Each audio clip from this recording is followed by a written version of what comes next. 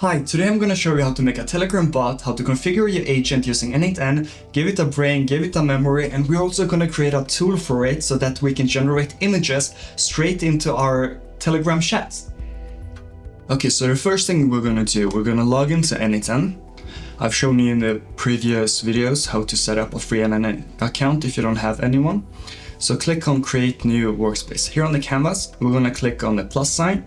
And the first node we need is a Telegram node. We're going to go search Telegram.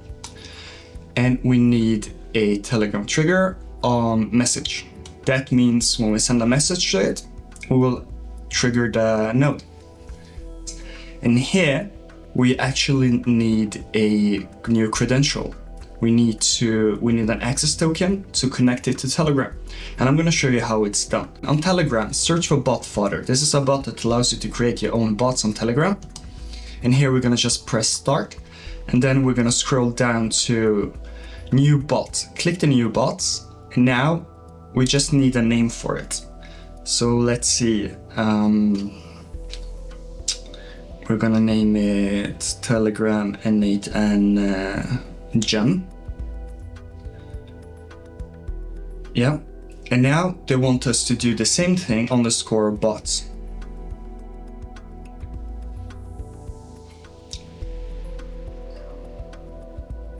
So, perfect. And now we've actually generated the API. So we are just gonna copy this API right here. And we're gonna send it to ourselves. And we're gonna insert it right here where it says access token and just click save. And congratulations, you have now created your Telegram bot. It's super easy. But what we want to do right now is to make a workflow where we can message it, get messages back, and also make it generate images for us. So I'm going to show you how to do that. So back on the canvas, click the plus sign, and now we need our AI agent. So search for AI agent, click the AI agent, and here we're going to configure it a bit. So you see here, we have our AI agent connected, and we're going to define below.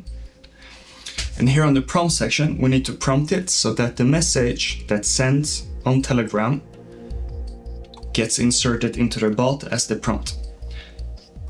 So we're just going to write a JSON code here.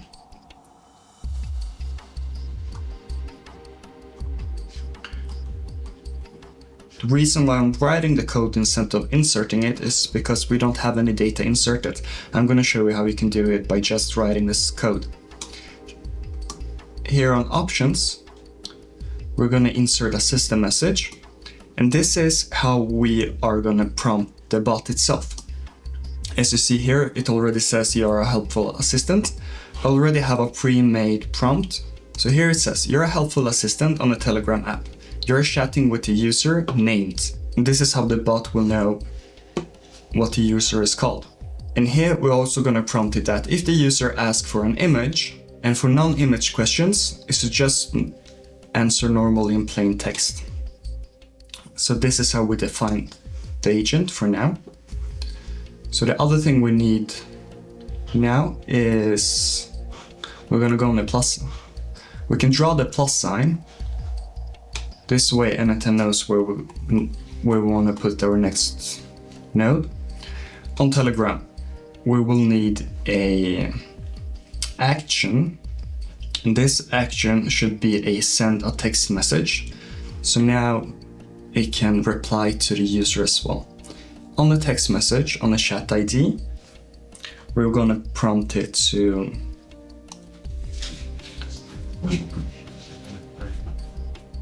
I'm just going to write bum, bum, bum, bum. So what this code does is it will set the chat ID parameters on the Telegram node so you can reply to the same user who triggered the workflow.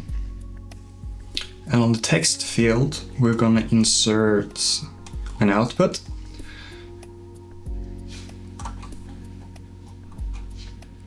Like that.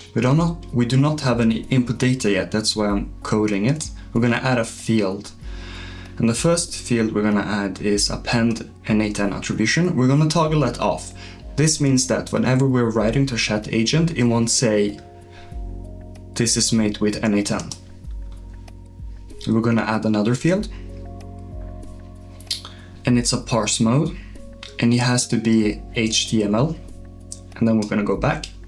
And now, to be able to make our agent actually work, we have to insert a brain insert. So if you go to the chat model, drag that, click on the OpenAI, and we're gonna just choose 4.1 mini. We're gonna add an option, sampling temperature. What this function does is that we can control how much the bot or like our AI hallucinates, if we want it to be more stricter or if we want to allow it to think more creatively and freely. It's really fun to mess around with, so you can just try it out, see what happens when you have 0.0 or even a 1.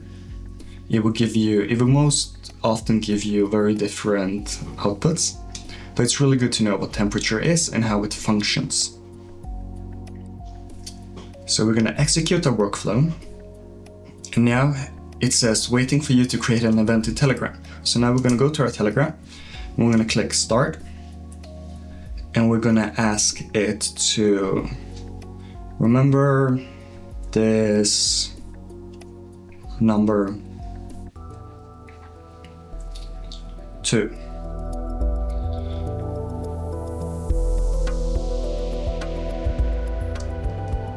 Could you please clarify what you mean with... Okay, so it doesn't really know what we're trying to do. I'm just gonna try to show you what happens when you have the LLM brain, but are missing the memory. What did I ask you to remember?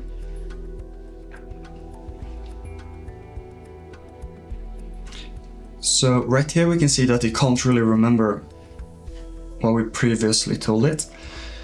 So what we are going to do right now,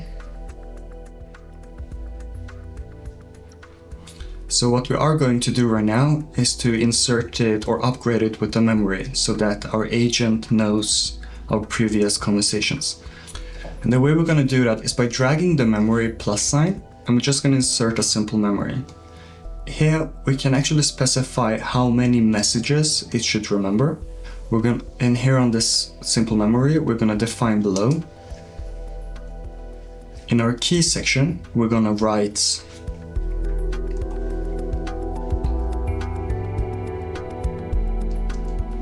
we're going to insert a trigger. So here on the key part, we're going to insert a JSON code. So this expression returns the unique Telegram user ID of the person who sent the message, which you can actually use to identify the user or send them a reply. So this is basically what the code does. And on the context window linked, this here is where we specify how many messages in retroscope it can remember. So I will go ahead and type in 10 so that we can remember 10 previous messages. Or our bot actually can remember 10 previous messages. So now we actually have a chat agent, we have a brain inserted to it, and we even gave it a memory. So what I want to do right now is to demonstrate how this works. So I'm going to demonstrate how this works right now, back into our Telegram app. And we're going to say to it, your number is 2. See how it responds. I'm here to help you, could you please identify what I mean? Okay, what is your number? I don't have a personal number. Okay, let's see. Remember this. I love pancakes. Okay, remember this. I love pancakes. We're gonna trigger it. Okay, so it remembers that I love pancakes. So now we can ask it, what do I love? pancakes, and that's actually right. So now I've demonstrated that it can remember things, and this is how we set it up so that it has a memory. So the next thing we want to do is to create a tool that you could use. So the first thing we're going to do is to grab the plus sign on the tool section right here, just drag it, and we are going to insert a call init and workflow tool. So just click on that. This node, we're going to define it later because we haven't really created a workflow yet. So we're going to go back to the canvas. And now it's time for us to create our workflow. And now it's actually time for us to create the tool our agent is going to use to be able to generate an image. So we're going to start with, go to another tool, and here, when executed by another workflow, this is the node we need. And on this node, I can just drag it right here. And on this node, what I actually want to is to insert a few fields. So we're gonna add a field. The first field is a prompt field, and it's a string. The next field is a size field, and it's also a string. And the third field should be a chat ID field. And this is not a string, it's actually a number. So click the number there. And now, because we do not have any data from before, I'm going to insert some mock data. I'm going to remove this code and insert my code. So now we just inserted some mock data so that we can run our tool and see that it works properly. So execute this step. Node executed successfully. Great. We're going to go back to canvas. Yeah, you always have to save. It's really good that it reminds us to save, because in init what you want to do is always save as much as possible, because anything can lag and then you'll be directed to the previous session you had and it doesn't really remember. So always just click the save button. So the next node we need is going to be a HTTP request, and this is where our tool gets activated. So we're going to define it. We're going to choose the method is post, and we can click the URL from the tool. I'm going to copy it here and paste it.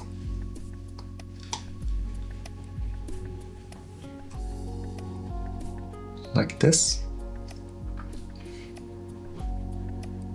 Yeah, it's correct. On the authentication, predefined credential type. And here is where we choose our OpenAI. And we're gonna toggle the send body. It has to be JSON, so make sure the body content type is JSON. And now we're gonna define the model. The value of the model is GPT image gen 1. We're gonna add another parameter. This one is a prompt. And we're gonna insert a JSON code so that it gets the right prompt. As you can see here, I do not have the data, so I can just drag and drop it from the schema. But that's okay, we can just insert a JSON code.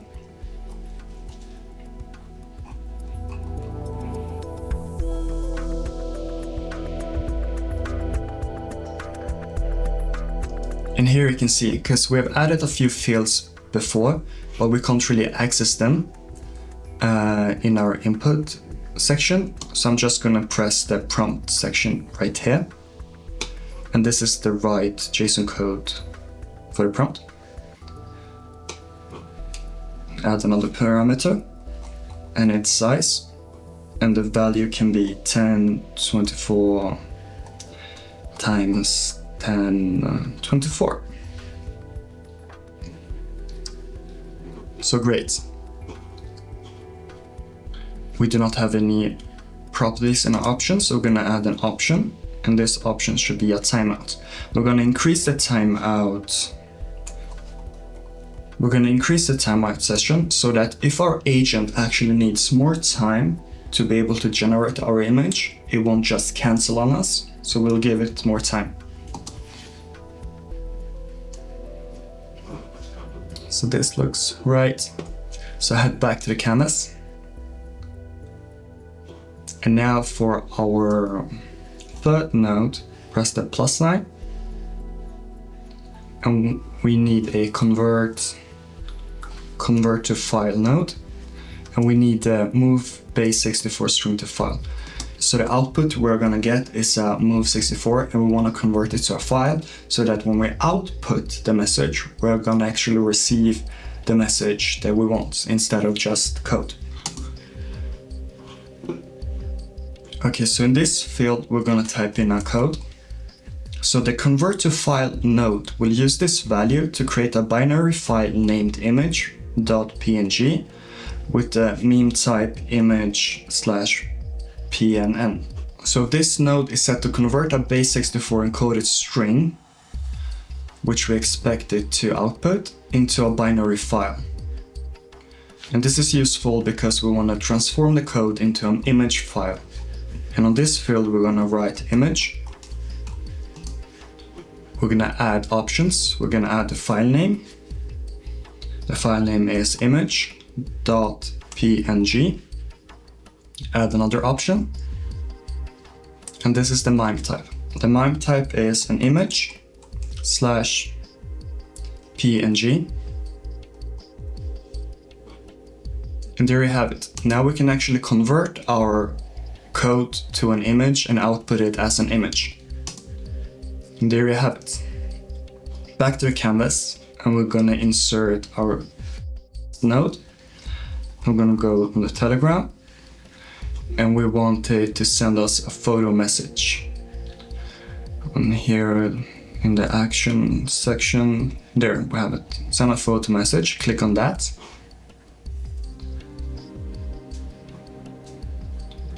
And here we need to make sure that it's the right API.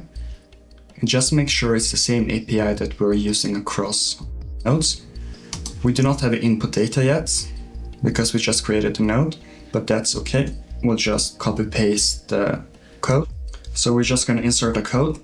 So what this code does, it outputs a chat ID from the previous node so that we can specify which Telegram chat to actually send the photo to. And because it's a binary file, we'll have to toggle the binary file on. This way we'll actually receive an image instead of just the JSON code. And in the input binary field, we have to specify image. And we're gonna add a property. It's parse mode, and it has to be HTML. Great.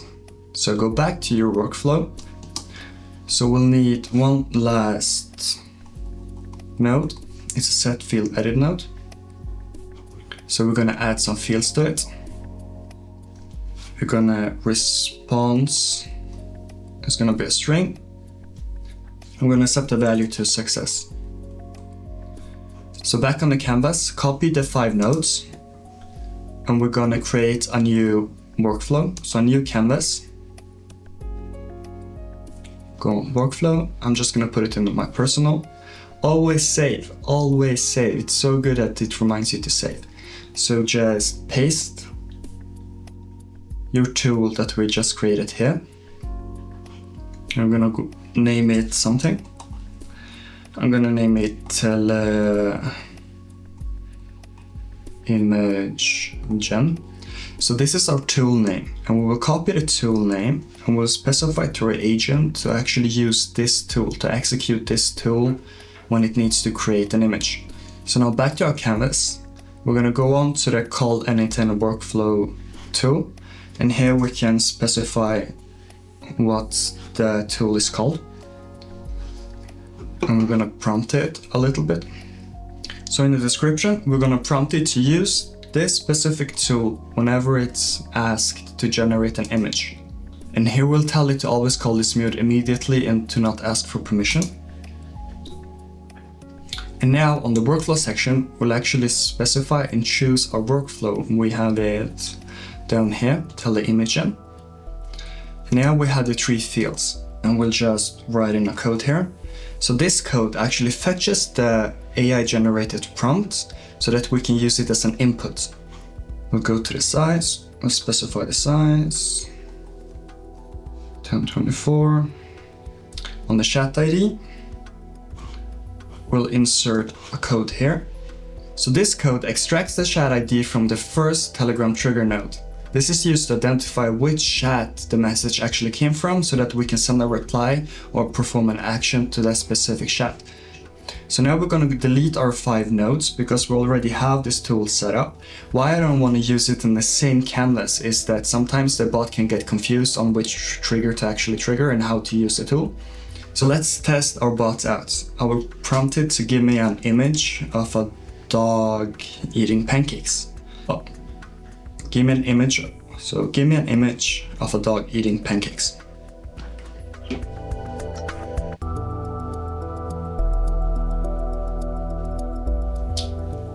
Okay, so the workflow was successful, but it seems there's an issue with generating the right image right now. So we'll see if we can find out what the problem is. On the call anything workflow tool, let's click that. And here we have a bad request. Invalid value, got image 1, and we need GPT image 1. So this is really helpful. We're just gonna copy this one. And we're gonna fix this problem because we actually wrote it wrong. The prompt is correct, I can see that. So let's head back to our tool. And here on the HTTP request, we can see that, yeah, the value here is wrong. So we'll just copy paste the right value, GTP image 1. And now we'll go back. Yes, save, always save. I love that it reminds you to save the workflow. So we'll execute the workflow. And now it's waiting for an event in Telegram. So we'll just message it and say, okay, so can you give me an image of a dog eating? So can you give me an image of a dog eating pancakes? And it's executing, and let's see if it's okay. It seems to run. The workflow is successful, but it looks like there's an issue with generating the image right now. Let's see. Okay, so I've actually found the issue, and it's kind of ridiculous, but small things can have a great impact. On our workflow inputs here, the expression is on fixed. We have to toggle it back on expression, and the same thing on the size. And now we're gonna save it, and we're gonna try to execute our workflow right now, and we're gonna say, give me an image of a rabbit eating a pancake. And it works, and let's see if we get the image back. And it seems to work, and the agent is working, and here we have it. There's an image of a rabbit eating pancakes, and it's successful. So the only thing we need to do right now is to toggle the inactive to active. Got it? And so now our agent actually works the way we want it to work. And this is how I create a Telegram bot using N8N. If you found this tutorial useful and would like to see more tutorials, subscribe to this channel, and I'll see you in the next one.